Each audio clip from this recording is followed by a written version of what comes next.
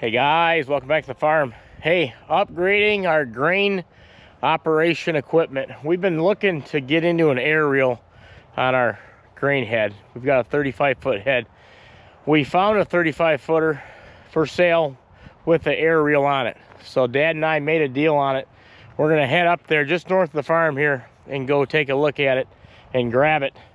Got my daughters coming with us. Talk to them. They're gonna let me film a couple old tractors they got up there, real old, 1930s I believe, but they're pretty sweet. So let's head up there, check it out. Let's go.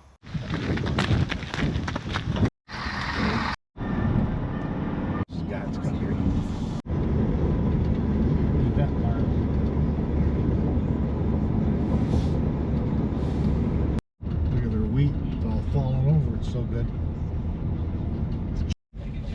Let's see which way we gotta go there. Straight that sucker. There's the head. Look at that John Deere setup on tracks.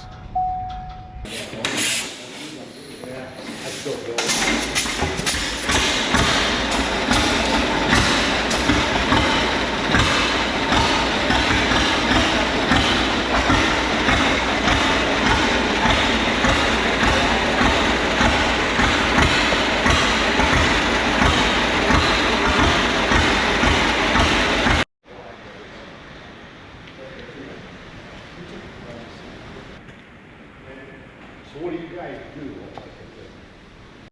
Setting the head on. They gave us an extra knife. They slid it in there, bolted it in. This is their new combine.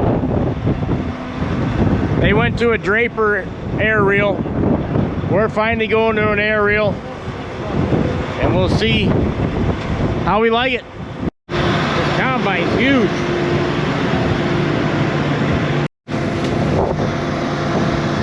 And he's down.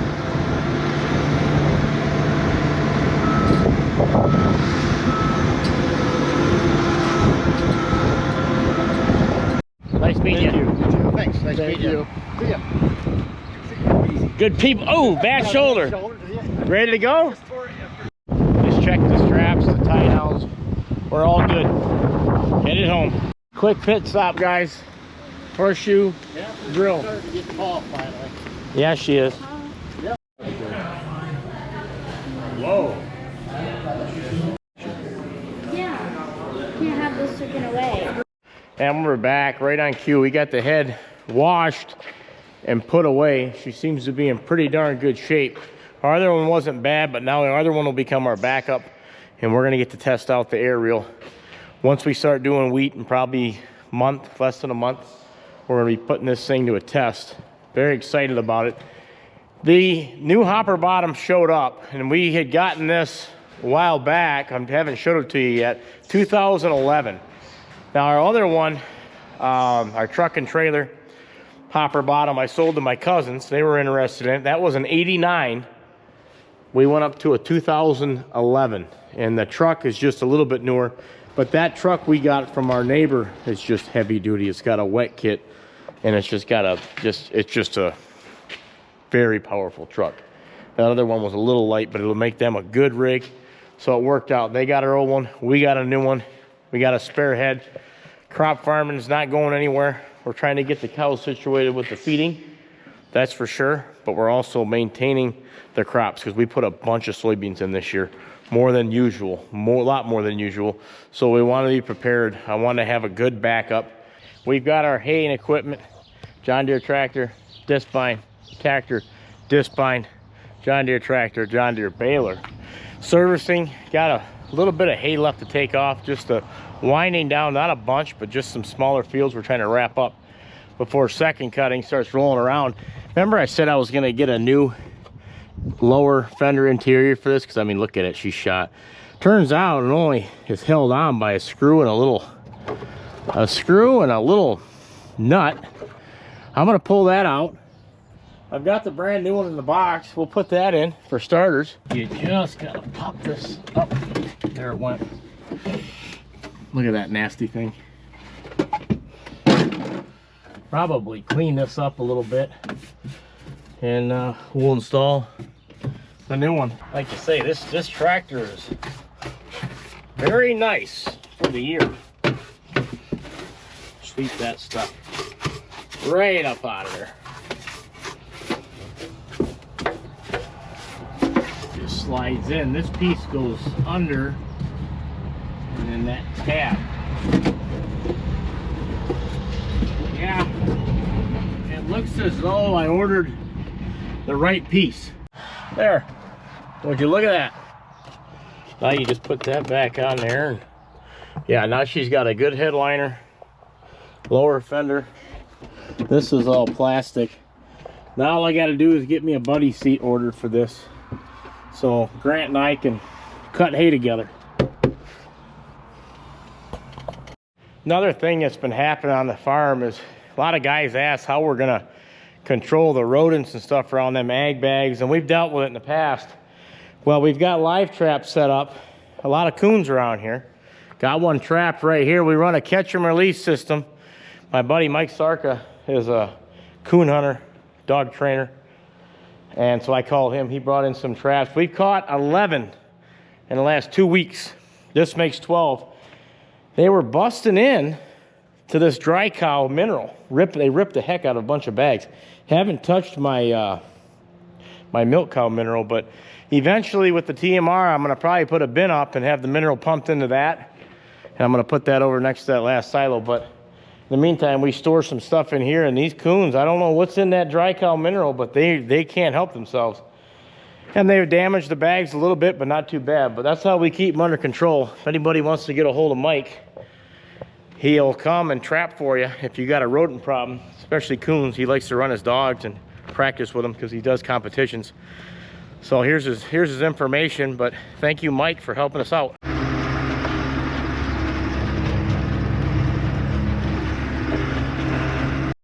Okay, guys, Grant and I hit the field. I don't have my seat yet, but he's doing fine. We got that out of order. I've got my steering set. Grant wants a sandwich that Mom made him. I'll see what she got me. This is an older hay field. We're just buttoning them up. It's actually a subdivision, but I'll show you when we get over there. Put a cul-de-sac down the center of it. We ended up buying it in like 09 after the economic collapse. Okay, yep. Pretty plain today, but I'm not complaining. Sure, this line's running good, only going 4.8. A little bumpy, as you can see. So good cut.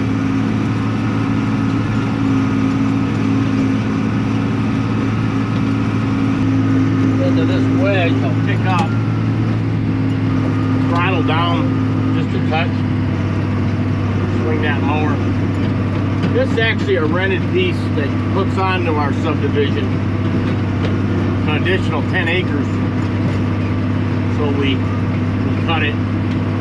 This will just be heifer feed. Hold on, big man. I'll throttle up. Lay her right down. Hit that steering. That steering's nice. Now we can hang out, bud, can't we? Grant's got the peanut butter and jelly. I put a hurting on my sandwich. We've got pretzels. Going well. Father-son time.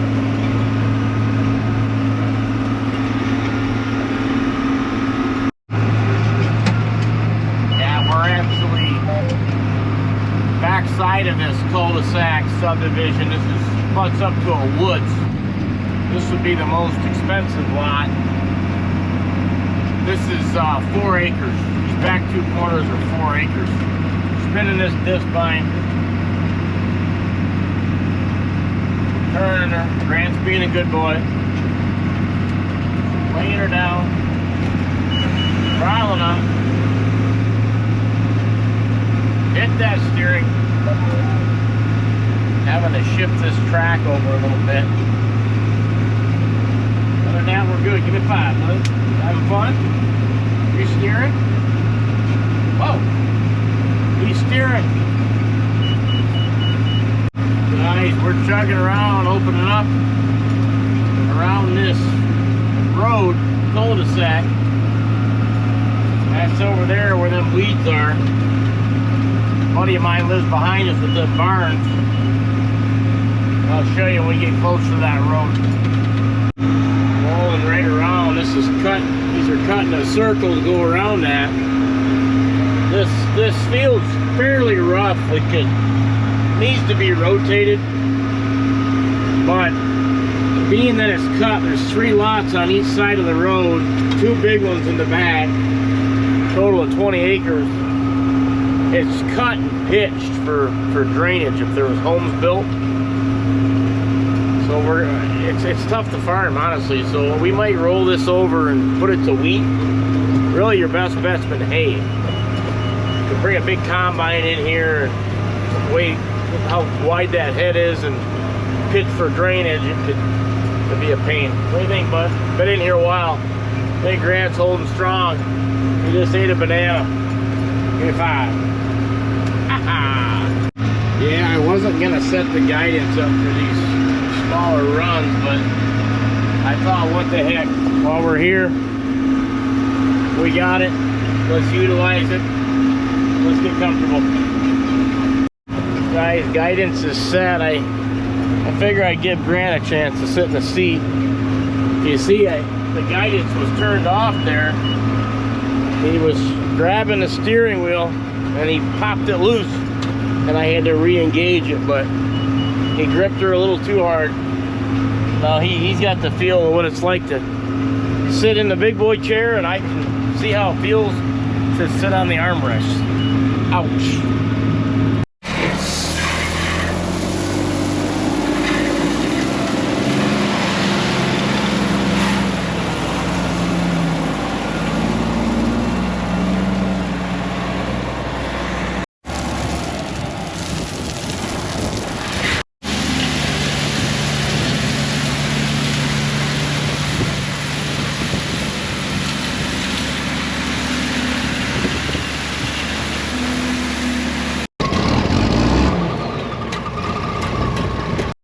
What we've got is Greg laid down a smaller field of hay, probably 20 acres. We've got a 2-day window, getting a lot of showers. I mean, look at that corn, dark green color.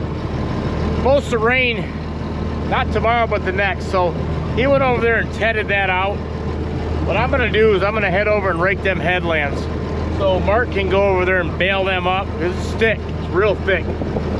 So once them are out of the way, then tomorrow we'll go up and back, and it won't wad up on the ends, and then it makes it tough to bale. He likes it when we do this, so let's hit the road.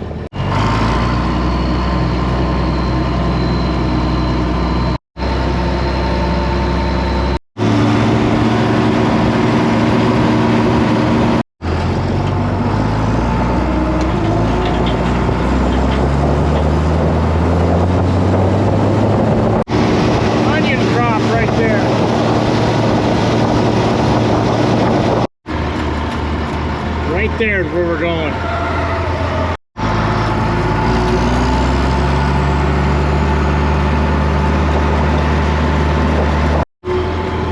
And we're in. Tractor wanting to snort. Get off here for a second. Check out this hay. Yeah, I can feel the heat coming off the field. She's dry. Got a Speed Rake SR 600. And this is my 4430. This is a mean machine. Excellent tires. She snorts. She wants to bark. I used to use it on my blower, filling silos, but we're not doing that no more. So she's got plenty of rest to rake all this hay. Let's get rolling.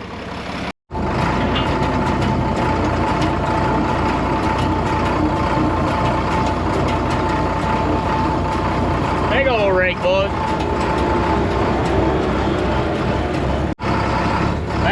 In this corner, boys. It's gonna be good enough. Laying her down. Lock and load.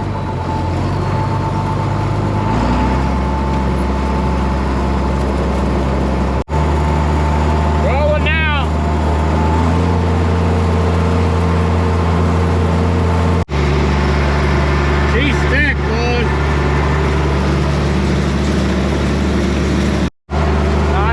making short work of these headlands. It's pretty thick there in the back, but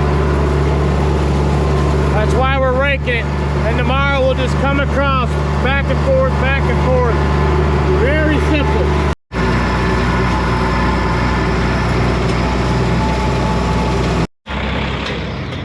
Let's get off of here and see what we've got before we go. Well, she's drying. Lucky to have a windy, drying day, but we'll continue this tomorrow. Old Marky can get them headlands out of there and we'll fly. He's barking, boys.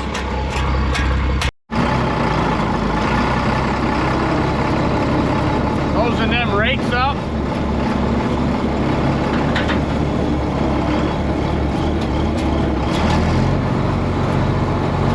Not too far from the farm. Better than leaving this equipment in the field. Someone might tamper with it. It's not worth the risk.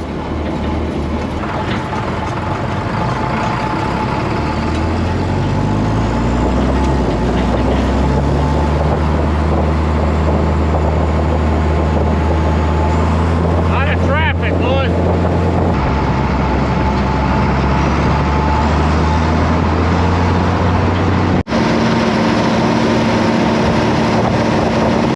Guys, next day, hey, not as sunny, but just as breezy as it was yesterday. So that hay is gonna dry. My brother took off and raked it.